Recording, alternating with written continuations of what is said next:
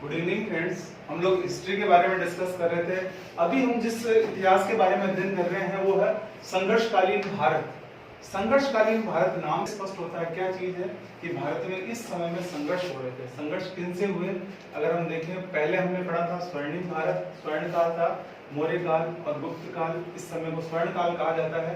इसके बाद में 1206 से लेकर 1757 ईस्वी तक, 1206 से 1757 ईस्वी एक ऐसा समय रहा है जब भारत को विभिन्न व्यक्तियों से संघर्ष करना पड़ा। अब इन संघर्षों को हम देखें, सबसे पहला जो आक्रमण बोर्ड एग्जाम की दृष्टि से भी इंपॉर्टेंट बनता है और कंपटीशन की दृष्टि से भी इंपॉर्टेंट बनता है कि उमर खलीफा के समय 636 ईस्वी में हुआ था और अरबों के द्वारा समुद्री आक्रमण हुआ था। यानी अरब आक्रमण तो कर रहे थे, ये किस तरीके से कर रहे थे? स्थल मार्ग से कर रहे थे।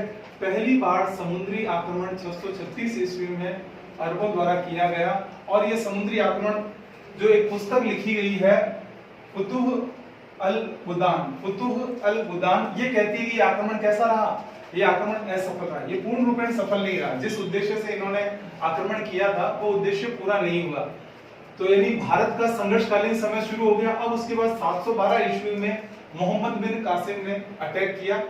मोहम्मद बिन कासिम ने अटैक किया। इसने किस पे अटैक किया? सिंध के राजा दाहिर सेन के बीच में संघर्ष हुआ था। सिंध की अगर हम स्थिति देखें तो यहाँ ये भारत, दक्षिणी भारत की स्थितियां, ये पंजाब के यहाँ सिंध जो अभी प्रेजेंट टाइम में पंजाब पाकिस्तान के अंदर चला गया है। इस तरफ पश्चिमी पाकिस्तान हमारे पास, पूर्वी पाकिस्तान इनके पास। तो यहाँ सिंध दाहिर सेन वो उस समय शासन कर रहे थे और मोहम्मद बिन कासिम जो कि इधर अरब राष्ट्रों से आया और इन्होंने इनके बीच में संघर्ष हुआ। ये संघर्ष भयानक तरीके से संघर्ष चल रहा था, लेकिन कहते हैं ना कि किस्मत जिनका साथ देती है वो सिकंदर कहलाते हैं। और यहाँ दाहिर सेन के साथ ये हुआ, ये है इन्हें पता ही नहीं चला कि किसी ने एकदम तीर चला दिया, धोखे से तीर चला और इनके सीने में लगा और दाहिर सेन की मृत्यु हो गई। इसके बाद में फिर देखा जाए तो भारत यहाँ ही कश्मीर, ये कश्मीर वाले इस क्षेत्र के अंदर जो राजा थे, शासक थे जयपाल और आनंदपाल। जयपाल और आनंदपाल का यहाँ शासन था, वो शासन कर रहे थे। उनके शासन काल में महमूद गजनवी ने आया और कश्मीर पे आक्रमण किया। यानी महमूद गजनवी आए और इन्होंने कश्मीर में यहाँ संघर्ष शुरू हुआ।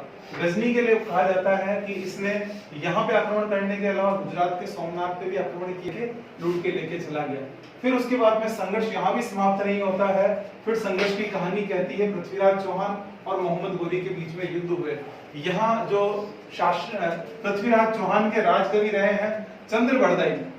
चंद्रबरदाई ये कहते हैं कि इन दोनों के बीच में जो युद्ध हुए वो 17 बार युद्ध हुए, 17 टाइम्स इनके बीच में युद्ध हुए और इन संघर्षों में 16 बार पृथ्वीराज चौहान विजय रहे और एक युद्ध मोहम्मद गोरी जीते, सिर्फ आखिरी युद्ध। लेकिन दूसरे इतिहासकार वो इन बातों को कहते हैं इनके बीच में 2 युद्ध हुए, 1191 और 1192। इन दोनों युद्धों को, क्योंकि ये तराइन के मैदान में युद्ध हुए, इसीलिए इन्हें तराइन के युद्ध के नाम से जाना जाता है, तराइन का युद्ध।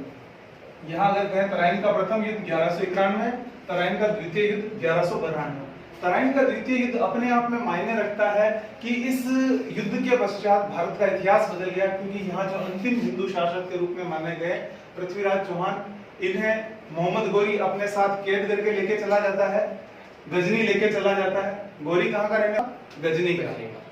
तो गजनी इनको साथ लेके चला जाता है और कहानी ये कहती है साथ ले जाने के बाद भी इसको पता है इतना प्रतापी शासक है, कहीं छूट गया गुप्त वेश में, और कहते हैं कि हमारे राजा शब्द वेदी बाण चलाते हैं। और इस तरह की जो कहानी आप लोगों ने भी सुनी है कि चंद्रबरदाई ने एक दोहा सुनाते हैं और उस दोहे के बाद में पृथ्वीराज चौहान तीर चला के मोहम्मद गोरी का वध कर देते हैं। वहां तुर्कों के बीच में लड़ाई होती है और चंद्रबरदाई मोहम्मद गोरी का सिर काट देते हैं और चंद्रबरदाई और पृथ्वीराज चौहान एक दूसरे का सिर काट देते हैं लास्ट में, ताकि हम मुस्लिमों से ना मारे जाएं। ऐसी इतिहास में कहानियां मिलती है। अब कहानी आती है दिल्ली सल्तनत। इसे सल्तनत काल इसलिए कहा जाता है क्योंकि 1206 से 1526 के बीच में यहाँ विभिन्न शासकों के साथ शासन रहा।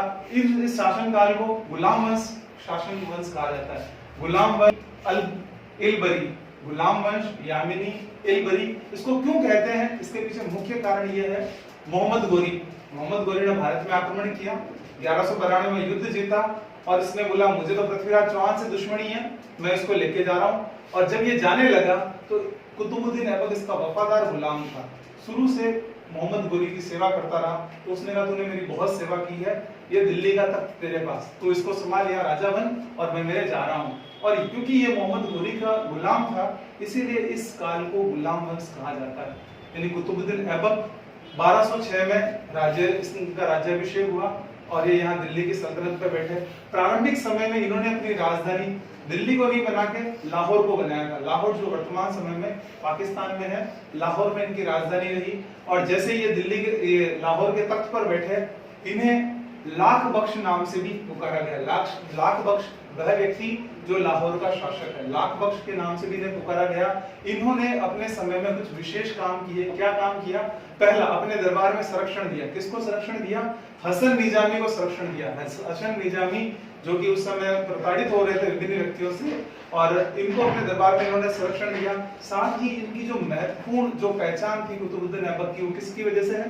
कुतुब मीनार। इन्होंने दिल्ली में कुतुब मीनार बनाई, और वो कुतुब मीनार किसकी याद में बनाई? क्योंकि वहां उस समय सूफी संत ख्वाजा कुतुबुद्दीन बख्तियार काकी आके गए थे, तो कुतुबुद्दीन ऐबक उनको हमेशा याद रख सके, उनकी याद में इन्होंने क्या किया? कुतुब मीनार बना डाली। कुतुब मीनार बनाना शुरू किया, निर्माण किया, पहली इमारत बनाई, फर्स्ट मंजिल कुतुबुद्दीन ऐबक ने बनाई।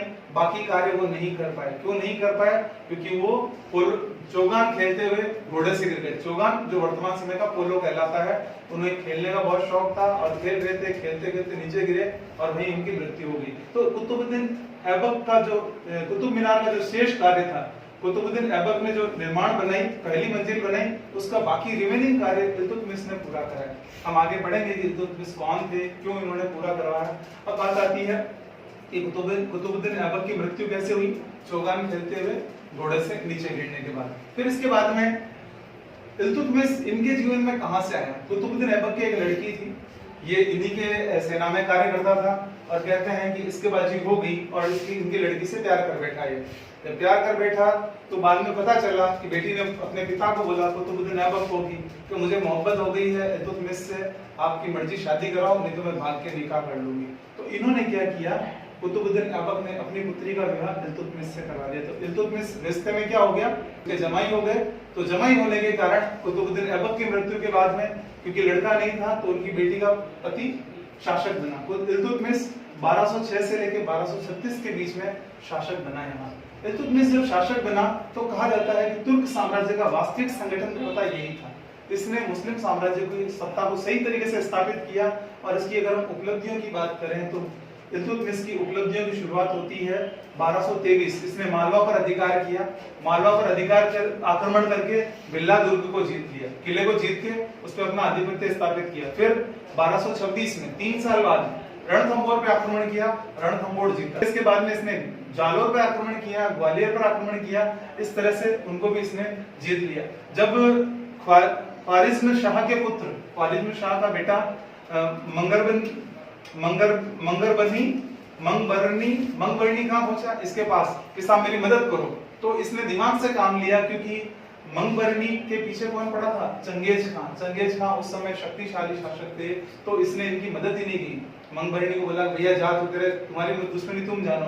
और इस तरह से इसने चंगेज खान की दुश्मनी से मुक्ति पा ली। अगर ये इसकी मदद करता तो चंगेज खान से इसकी दुश्मनी हो जाती और स्थितियां कुछ और होती। इसलिए इसने क्या किया?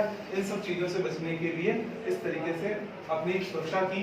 फिर इसके बाद में इनकी जो शासनकाल में मुख्य चीज आती है, वो मुख्य बात ये आती है कि इन्होंने चालीसा की स्थापना की। चालीसा यानी 40 गुलामों का एक संगठन बनाया, जो मुख्य रूप से चालीसा कहलाती है। यानी ये प्रशासनिक कार्य में भी दक्ष शासक था कि किस तरीके से हम इसको शासन व्यवस्था को पूरा व्यवस्थित करें। इसके बाद में जो महत्वपूर्ण शासक बना, दिल्ली के इतिहास में एक विशेष योगदान रहता है, वो कौन था या कौन थी, वो नेक्स्ट हम लोग अध्ययन करेंगे। Thank you.